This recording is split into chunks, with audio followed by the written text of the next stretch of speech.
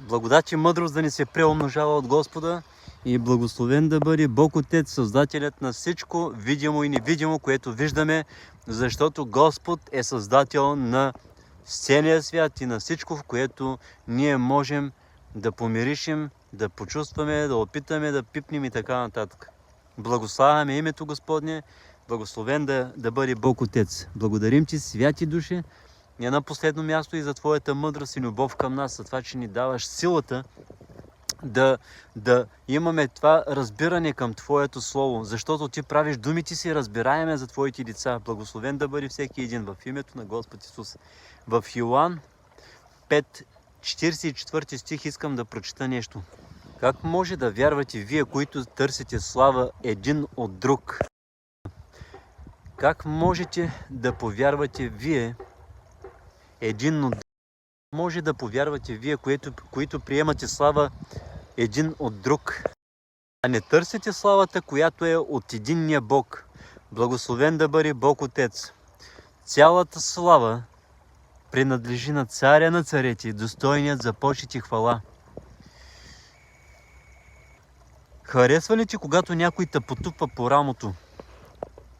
Защото пред Господа това няма да ти се размини. Харесва ли ти някой, когато те ласкае с тези сладки думички, които докосват вътре твоята душичка и ти става благичко на тебе? Харесва ли ти?